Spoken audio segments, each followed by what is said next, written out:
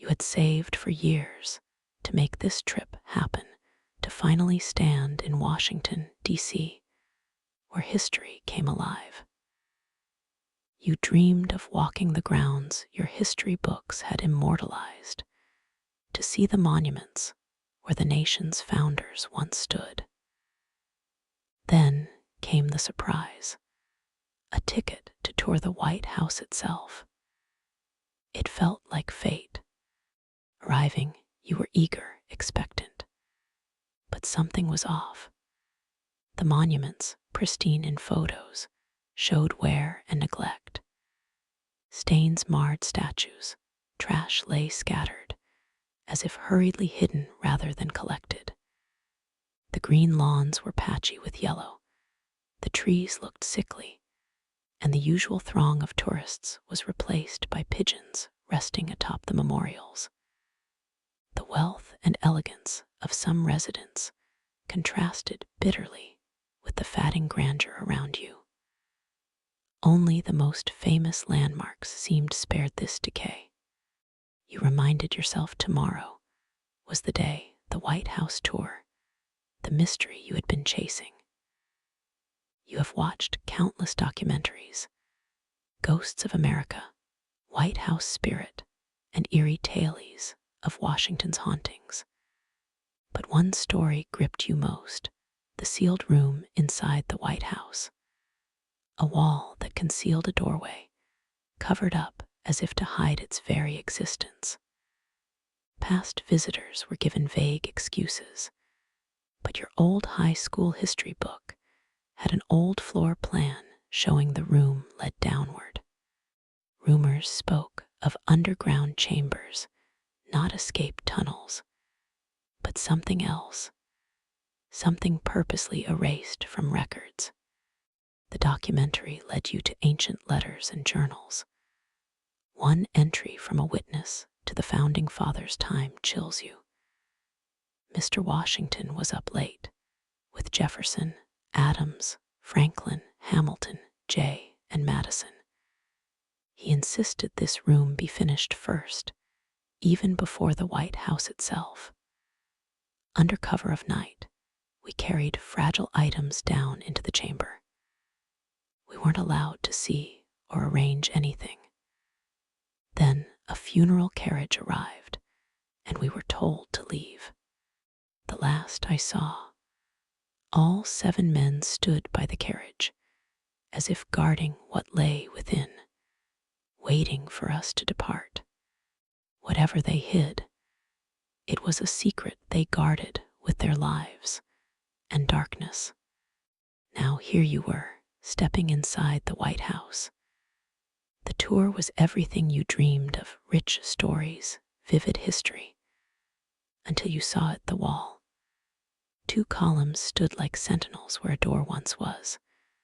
The guide's voice faltered, urging everyone to move on quickly, steering attention elsewhere. You hung back, heart pounding, eyes locked on the deceptive wall. Slowly, you reached out and pressed it. To your shock, it moved. The wall was a door, cleverly disguised. The neglect that marred lesser monuments had crept here too. This door was unlocked. A cold shiver ran down your spine as you faced the unknown. The air seemed to thicken, shadows deepening beyond the threshold. You hesitated. The mystery you chased for years now lay before you, dark and beckoning. With a deep breath, you pushed the door open, stepping into the darkness beneath the White House, and into the secret the Founding Fathers had sworn to bury forever. You take a long stairway down, move along an old corridor, your path lit only by the flicker of your trembling mini flashlight on a keychain. The air smelled of damp stone and forgotten history. As you moved forward, the faint outline of 2 giant, elaborate carved black doors, possibly iron, stood blocking you from continuing on, and a cold silence, so profound it pressed against your mind. Suddenly, a whisper slithered through the shadows, a faint voice, ancient and mournful. Your breath caught, a voice echoed in your mind, soft, gentle, and commanding. Come in. Panic surged, but you could not turn away. The old iron doors creaked open slowly, revealing itself and welcoming you. Something still alive, ancient, and unnatural. Shadows spilled forth, tendrils reaching, a presence that chilled your very soul. Like a veil lifting, the chamber slowly illuminated itself, not by any visible source, but by the flicker of unseen candles or some strange, supernatural energy. The air was thick with age and dust, yet something ancient and powerful stirred here. On the cold stone floor lay a large rug, its patterns faded but still grand. Around the room, towering vases of porcelain and gold stood like silent sentinels. The walls bore old portraits, their faces long since erased by time, leaving only ghostly impressions. Yet their gilded frames gleamed vibrantly, untouched by decay. Above, a golden chandelier hung heavy with decorative crystals that caught the eerie light, scattering it through the chamber.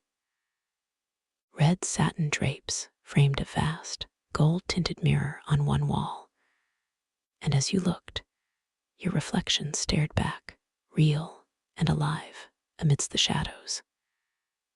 Nearby, an old table bore a broken mirror framed in gold.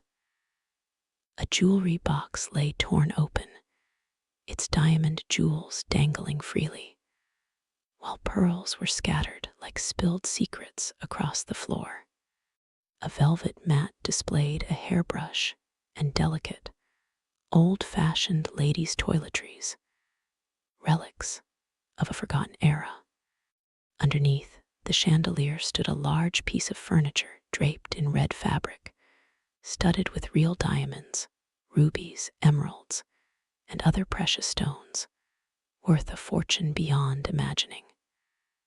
But atop this glittering throne lay something horrifying. At first, it seemed a corpse, but then the chest rose and fell, and two blinking eyes met yours. It was a very old, frail woman, her hair elaborately styled, her black gown of aged silk whispering of a time long gone. Her wrists, fingers, and neck were adorned with sparkling jewelry that shone unnaturally in the dim light. Her skin was gray, unhealthy, wrinkled upon wrinkled, her face nearly skeletal from emaciation. Large earrings of gold, diamonds, and pearls dangled from her ears, and a jeweled circlet rested atop a black veil. She remained still, showing no sign of threat, only a presence heavy with history and sorrow. The floor beneath her revealed old bricks, possibly stolen from her original crypt. "Madame Temperance," you whispered, your voice trembling as fear and curiosity warred inside you. The chamber was thick with cobwebs, some disturbed recently, others thick with dust and age. Then, from the woman, came a sound, a breath caught between a hiss and something inhuman. You stumbled back, heart pounding, but her skeletal hand rose shakily, signaling you to stop. You obeyed, frozen in place. "Do not fear," she said, her voice a fragile whisper, yet oddly commanding as she speaks with a rasping and aged voice. You took a cautious step forward, eyes locked onto hers. "Who are you?" you asked, voice barely steady. I am Temperance Darcy, she breathed, once noble, now forgotten. This chamber is my prison and my sanctuary. The jewels you see, they are mine, items they promised would remain, but your present leader has robbed me. Breaking many oaths his predecessors promised to never break. Your gaze flicked to the scattered jewels, the broken mirror, and the torn jewelry box. And then, a sudden coldness, an unseen force pressing upon your chest. The jewels began to glow, casting strange shadows that danced like lost spirits. Madame Temperance's eyes locked on yours, and she speaks again. You weren't expected, but here you are. You risk your life being here. Your curiosity amuses me, but it also triggers me to remember the child, the foolish, naive, innocent child I was. Long ago, I saw many of my friends and family die. I didn't understand it then, but my innocent mind made a wish. I asked for the sand in my hourglass of life to never cease. Make it as long and endless as an ocean. The devil who listened to the wish of a then terrified child, not knowing what she was truly asking for, granted it. Had I known, had I predicted what I would become, I would have asked for a body that could withstand the age of time. I grew old. I saw my husband, children, their children all age and die until I alone was the only one left. I kept growing old, my body suffering every ache, every pain, only 1,000 times more. They called me a monstrosity, something that should be dead but still living. They locked me away in a chamber like a crypt with all my wealth.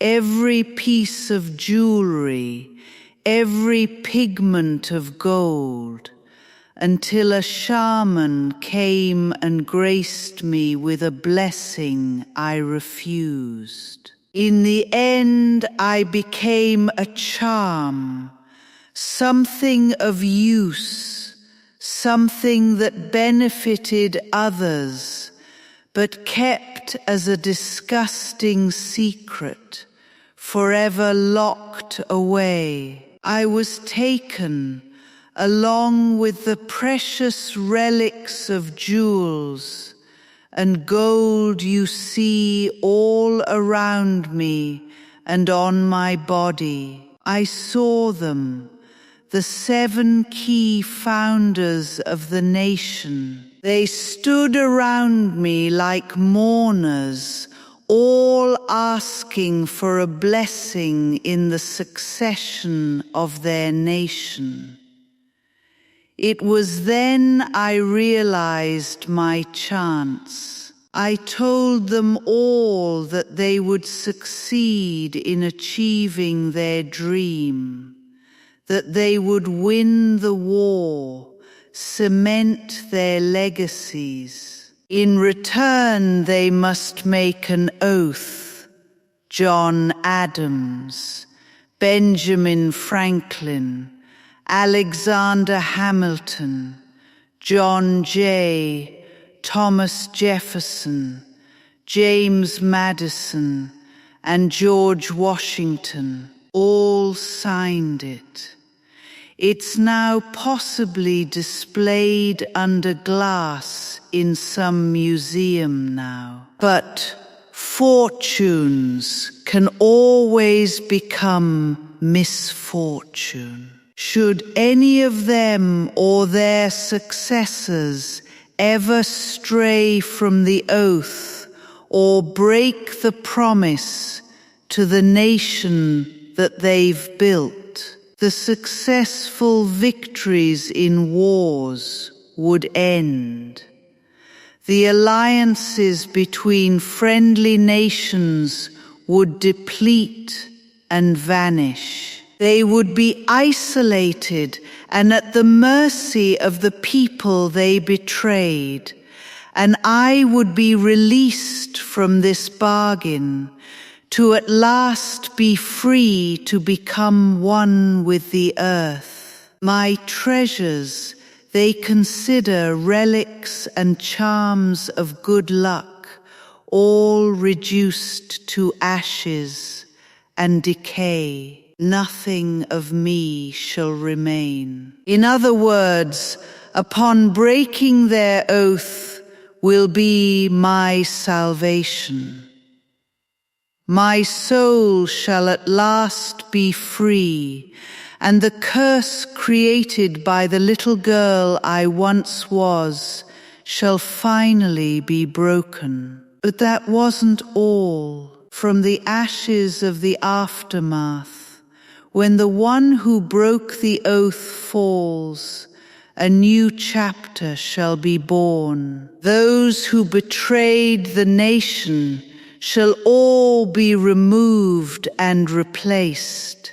The outdated beliefs shall cease to exist. The future after is unknown, but yours alone. You best leave now.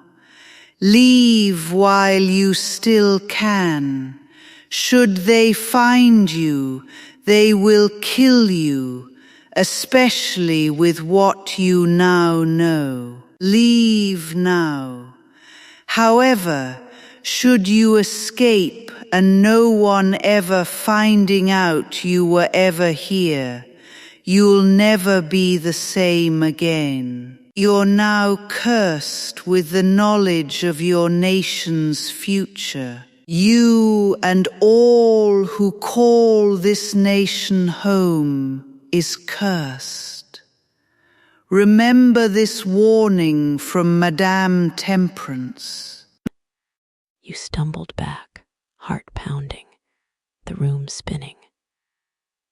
The secret was not just a chamber beneath the White House.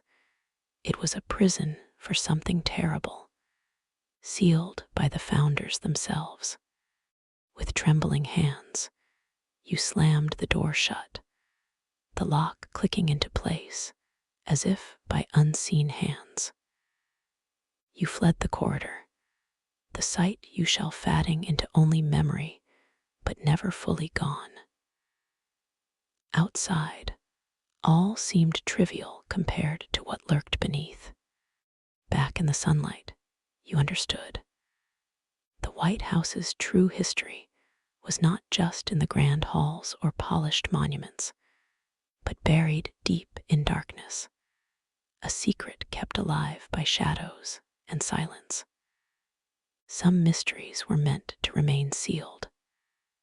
The curse Madame Temperance spoke of, though, is slowly happening. It's spoken on the news, people gossip, but all not knowing what's to come, only you. And to reveal it would be to expose yourself to danger. No one knows you entered that secret room, and no one must never know. Your silence is your survival. Breaking it is your death. Just remember Madame Temperance's last words. The future after is unknown, but it's yours alone.